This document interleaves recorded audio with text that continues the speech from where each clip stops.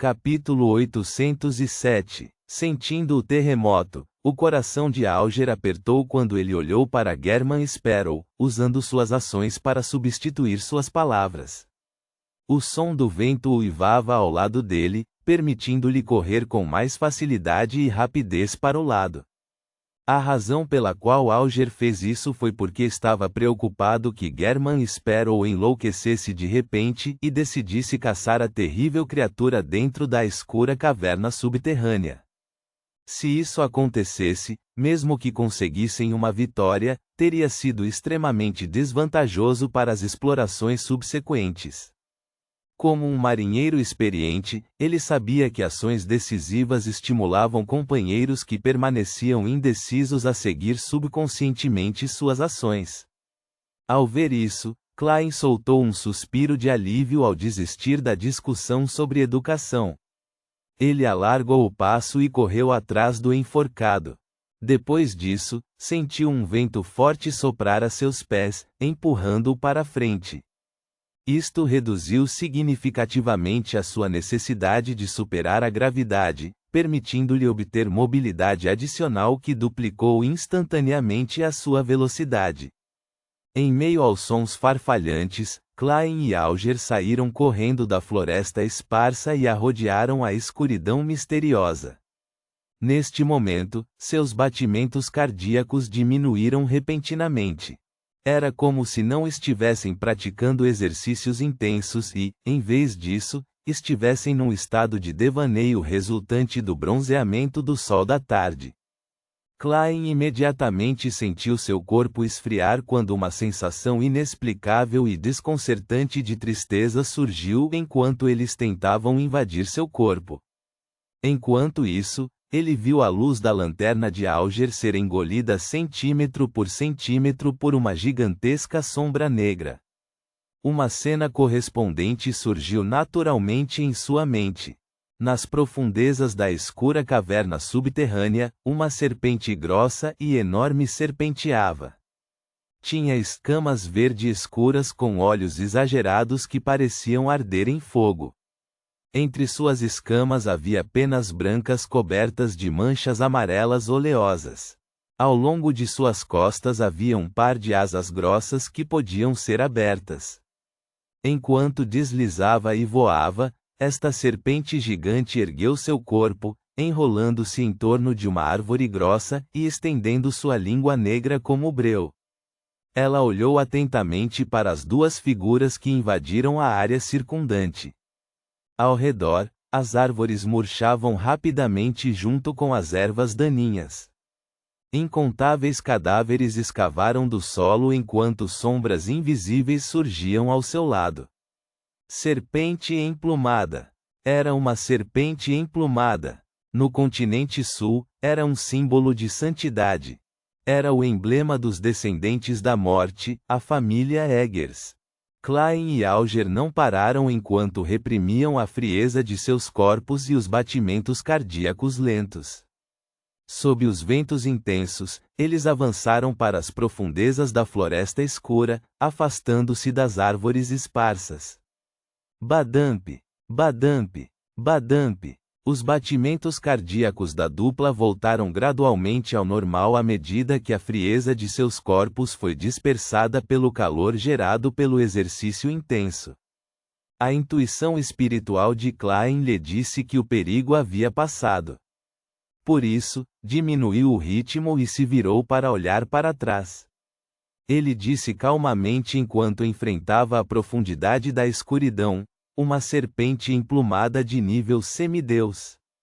Nível semideus. Alger também desacelerou enquanto as veias em sua testa pulsavam.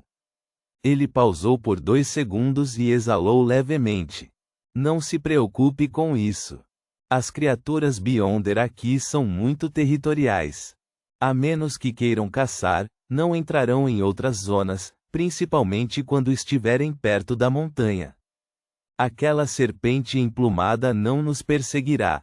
Klein assentiu e disse: as criaturas Beyonder aqui são muito fortes. Alger retraiu o olhar e respondeu balançando a cabeça: não, também somos muito fracos. Já estive aqui na noite anterior, mas só descobri os rastros deixados pelas criaturas Beyonder no nível semideus sem encontrá-las. Na verdade, encontrei uma desta vez. Esses assuntos são principalmente uma questão de sorte. As chances de isso acontecer novamente não são muito altas. Como marinheiro, ser capaz de raciocinar era uma habilidade necessária. Você está me desprezando, o rei do amarelo e do preto que exerce boa sorte. Klein deu uma risada autodepreciativa ao dizer com uma expressão inexpressiva: julgamentos absolutos geralmente resultam em resultados opostos. Quando traduzido para a linguagem da Terra, era: não tem nada ruim que não possa piorar. Na verdade, se não fosse uma serpente emplumada no nível semideus, e em vez disso fosse algo na sequência 5, Klein ficaria feliz em intimidá-la. Afinal, com o apito de cobre de Azik em mãos, as criaturas Beyonder no domínio da morte perderiam pelo menos metade de sua força de combate. Quanto a encontrar uma criatura Beyonder de nível semideus, ele não ficou muito alarmado. Isso porque o enforcado já havia mencionado isso e ele havia feito os preparativos correspondentes. Tinha o amuleto sifão do destino, 3 páginas de poderes Beyonder de nível semideus nas viagens de Leimano e a habilidade de viajar. Embora não fosse necessariamente o caso de ele poder resistir a um semideus, era o suficiente para ajudá-lo a criar oportunidades de fuga. Contanto que eu não encontre anjos. Klein acrescentou interiormente. Depois de ouvir German Sparrow, Alger ficou um tanto confuso. Isso porque o aventureiro louco estava claramente informando-o para ser mais cuidadoso e cauteloso. Um sujeito frio e louco? Isso mesmo. Se ele fosse apenas louco, não teria vivido até hoje. Alger olhou para o céu enquanto se esforçava para olhar além da névoa e distinguir as estrelas borradas. Depois de 2 minutos, ele retraiu o olhar e apontou em uma direção. Vamos nessa direção. Klein há muito pegou seu sentença de morte preto como ferro. Ele permitiu que o cano apontasse naturalmente para baixo enquanto seguia silenciosamente ao lado de Alger. Ele usava uma expressão fria e composta que não apresentava sinais de ansiedade. Depois de atravessar a floresta extremamente escura por algum tempo, Alger parou de repente. Ao olhar para a esquerda, ele disse em voz profunda: se avançarmos mais, haverá uma árvore do carrilhão ilusório. Espero lidar com isso sozinho. A segunda criatura Beyonder que encontrarmos será tratada por você. Não vou me envolver na caçada. A menos que você não consiga lidar com isso sozinho. Alger engoliu a segunda metade da frase. Ele não era como os caçadores que eram frequentemente vistos no mar, pessoas que muitas vezes não conseguiam segurar a língua enquanto costumavam dizer coisas que enfurecevam os outros. O principal ingrediente Beyonder que a senhorita Justiça precisa. O senhor enforcado tem bastante experiência em aventuras. Ele sabe que ser franco às vezes é mais útil do que ocultar assuntos, e que negociar é mais eficaz do que planejar. Klein manteve a personalidade de German Sparrow enquanto balançava a cabeça com uma pitada de cavalheirismo em meio à sua frieza. Ok, se você não conseguir lidar com isso, é melhor gritar por socorro. Caso contrário, tratarei isso como sua perseverança. O estilo de um aventureiro maluco parece ser diferente do dos caçadores, mas em certos aspectos, eles são surpreendentemente semelhantes. Alger respirou silenciosamente enquanto continuava em frente com sua lanterna. Enquanto caminhavam, ouviram sons fracos e imediatamente se sentiram como se estivessem em casa, com o corpo e a mente tranquilos. Klein sentiu que sua cautela estava se dissipando de maneira irreversível. Não importa o quanto ele enfatizasse isso para si mesmo, não conseguia ficar tenso. Naquele instante, ainda teve vontade de se dirigir à fonte dos sons, acreditando que havia algo extremamente querido e familiar para ele localizado ali. Como estavam bastante distantes, o toque era esporádico. Klein mal conseguiu se conter quando se virou para olhar para o senhor enforcado. Alger já não parecia tão sóbrio como antes. Os olhos de seu rosto áspero estavam ligeiramente vermelhos. Não se sabia se ele havia se lembrado de algo que o fez mergulhar em algum estado emocional. Eu me pergunto como o senhor enforcado fica quando está chorando. Deve ser muito assustador. Klein não pôde deixar de refletir. Neste momento, Alger disse suavemente com uma voz rouca: "Deixe comigo." Assim que ele disse isso, largou a lanterna e girou levemente o anel sinistro no polegar esquerdo. Ele fez o espinho saliente que parecia estar manchado de sangue antigo ficar mais brilhante. Este era seu item místico, chicote da mente. Seus efeitos colaterais eram colocar o usuário em um estado de dor de cabeça constante, tão forte que o usuário desejaria bater a cabeça na parede.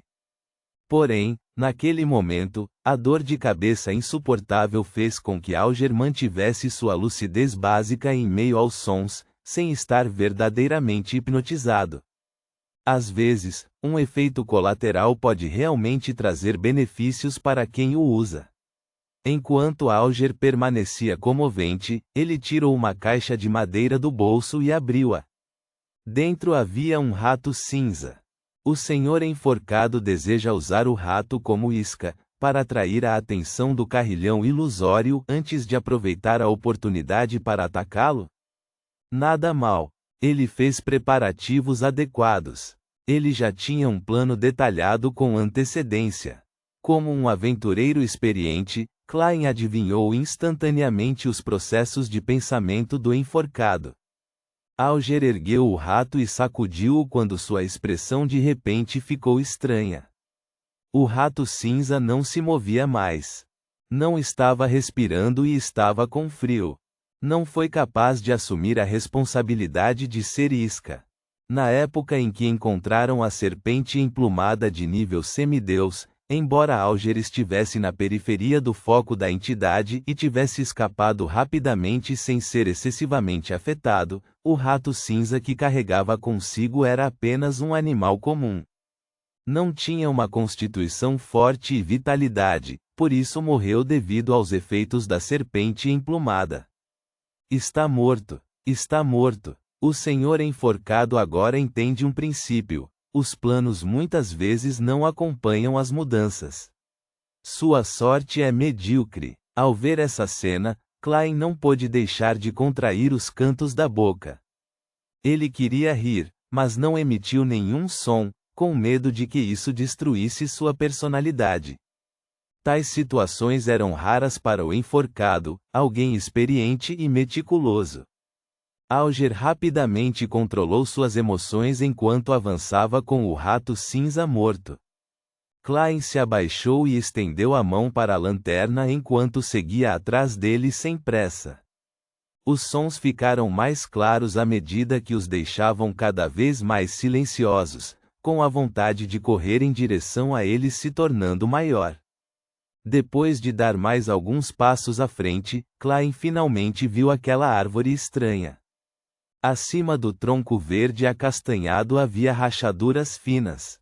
No fundo de cada rachadura havia uma escuridão que parecia que olhos diferentes estavam crescendo dentro delas. Os galhos que se estendiam para fora tinham objetos cinza metálicos pendurados neles. Eles balançavam automaticamente, emitindo sons melodiosos. E no galho mais próximo do tronco havia uma fruta do tamanho de um punho, incolor e translúcida. Alger olhou naquela direção enquanto pressionava a garganta antes de dizer a German Sparrow com uma voz pesada: "É melhor você cobrir os ouvidos e concentrar sua espiritualidade." Ponto.